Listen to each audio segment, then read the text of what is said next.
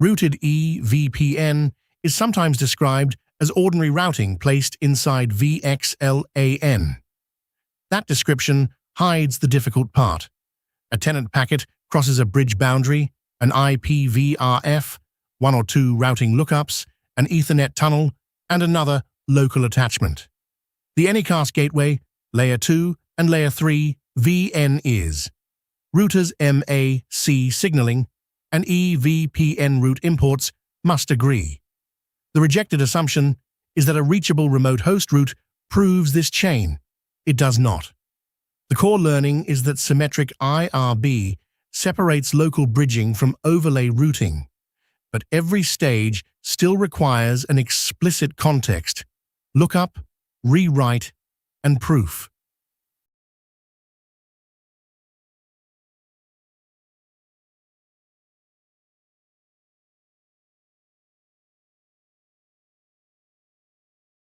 Here is our agenda.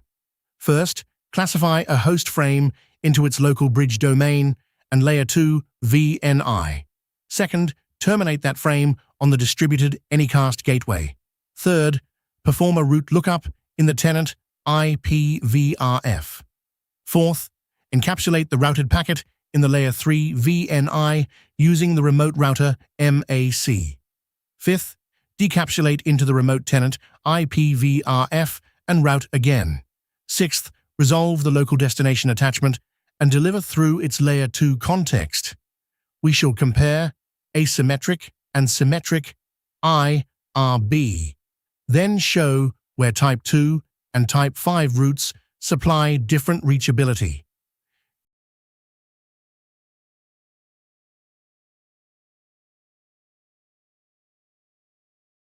Integrated routing and bridging connects a tenant bridge table to a tenant IPVRF through a logical IRB interface.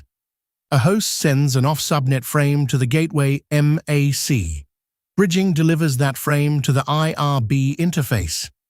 The VTEP terminates the Layer 2 delivery, selects the associated IPVRF, and performs a destination IP lookup. The outgoing operation may return to a local bridge table or cross the overlay to another VTEP. This boundary is not merely a convenient SVI name. It defines where the ingress Ethernet conversation ends, where TTL processing occurs, and which isolated routing table becomes authoritative.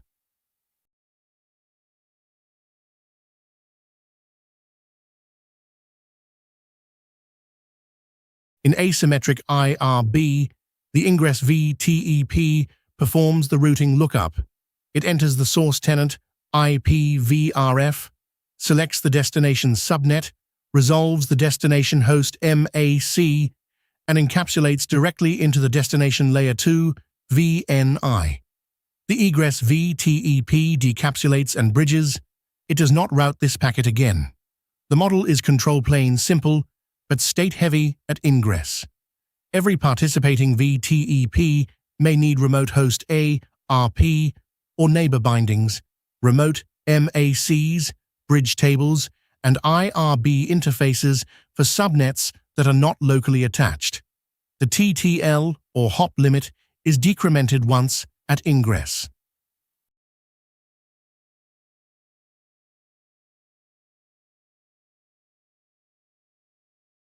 In symmetric IRB, both VTEPs route.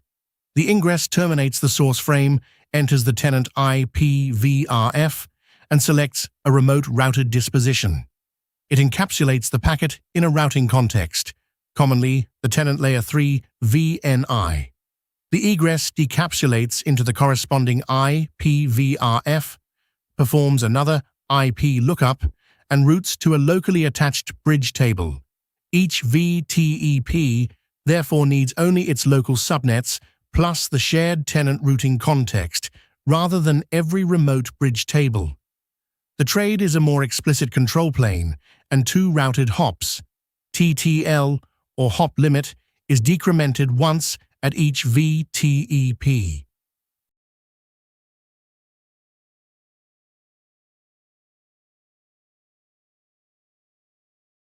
A Layer 2 VNI selects a bridge or MAC-VRF context.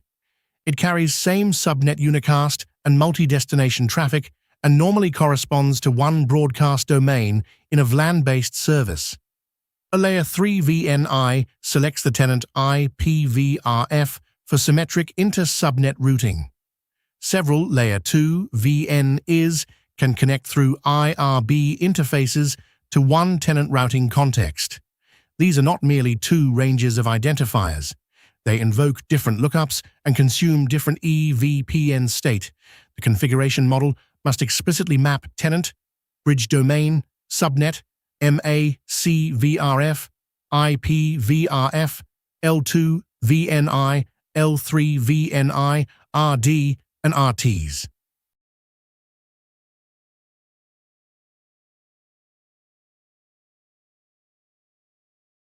A distributed Anycast gateway places the same default gateway IP and MAC identity on each participating VTEP for a subnet.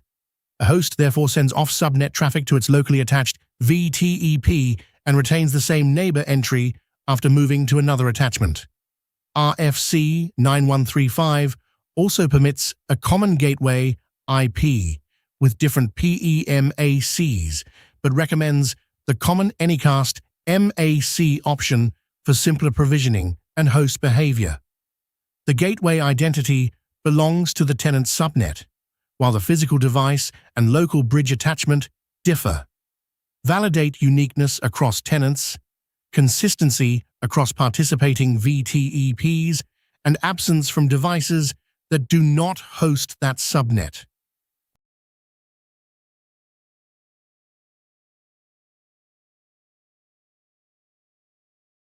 VXLAN is an Ethernet NVO tunnel, so symmetric routed traffic still needs an inner Ethernet header. The destination MAC cannot be the remote tenant host because the egress must first decapsulate into its IPVRF and route. The evpn router's MAC extended community supplies the MAC address of the advertising PE for this inner destination. The ingress uses its own router, MAC, as inner source, and the egress router, MAC, as inner destination, with the tenant IP packet inside. The outer addresses still identify VTEPs. Capture all three identity layers: tenant IP, inner router MACs, and outer VTEP IPs.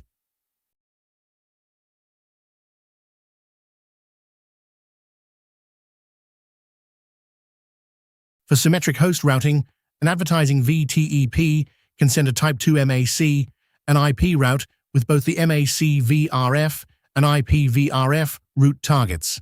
Label 1 carries the Layer 2 service disposition.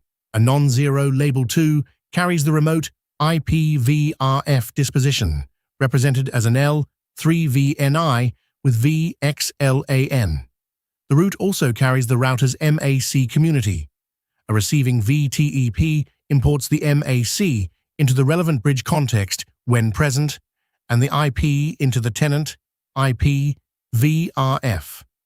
This single advertisement can therefore feed local bridging and remote host routing, but each import and forwarding object remains independently observable.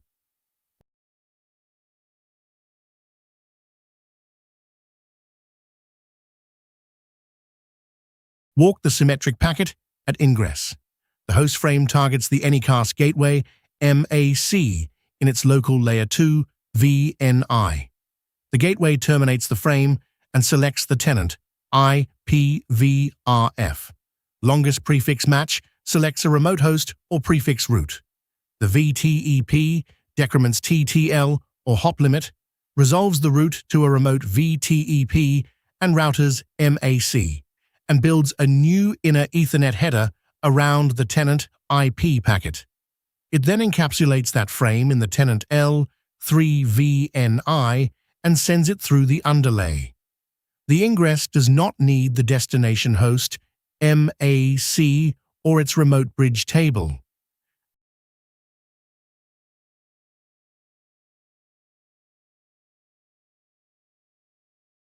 At egress, the VTEP validates the outer destination, and L3VNI removes the tunnel and recognizes its router's MAC as the inner destination.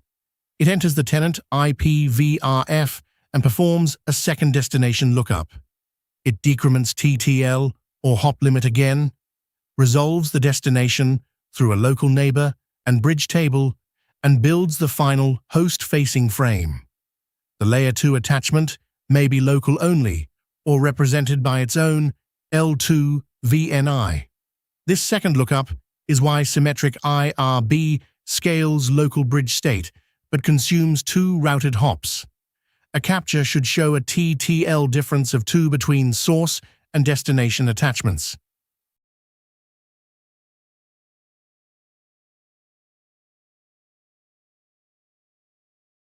Type 2 is appropriate when endpoint MAC identity and optional host IP binding matter. Type 5 advertises an IPv4 or IPv6 prefix without embedding an endpoint MAC. It therefore decouples prefix routing from endpoint movement and avoids representing a firewall, external subnet, or large prefix set as MAC and IP host advertisements. Type 5 still needs an IPVRF import policy and a valid overlay disposition. The choice is not simply host length versus subnet length. A /32 or /128 can be advertised by either model for different operational reasons: document ownership, mobility expectations, and resolution for each prefix class.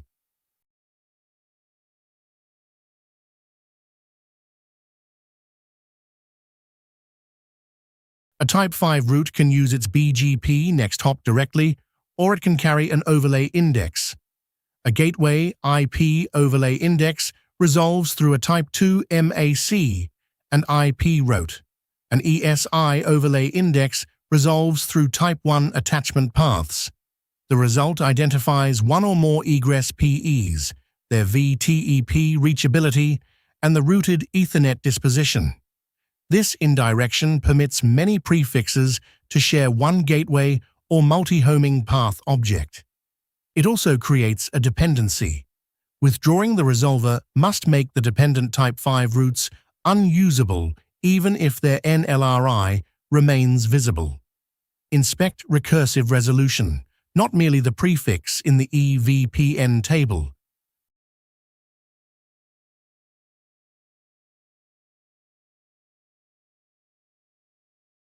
Prove one symmetric inter-subnet flow at both VTEPs.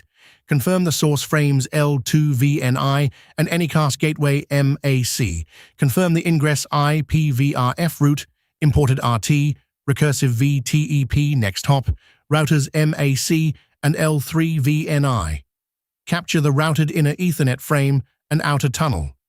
At egress, confirm decapsulation into the same tenant, IPVRF, the second route lookup, local neighbor, destination bridge context, and final frame.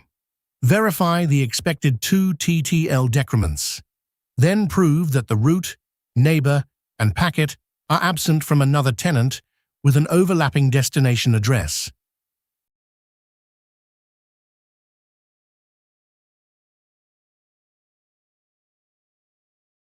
The core learning is this: symmetric IRB separates local bridging from overlay routing. The source L2VNI delivers a frame to the Anycast gateway. The tenant IPVRF selects remote reachability. The routers MAC and L3VNI carry the routed packet to the remote tenant IPVRF. The egress routes again and resolves the local bridge attachment. Type 2 supplies endpoint state. Type 5 supplies general prefixes. Do not trust a route count. Capture one packet. Name both IP lookups, both TTL changes, every MAC rewrite, both VNI contexts, and the negative tenant boundary.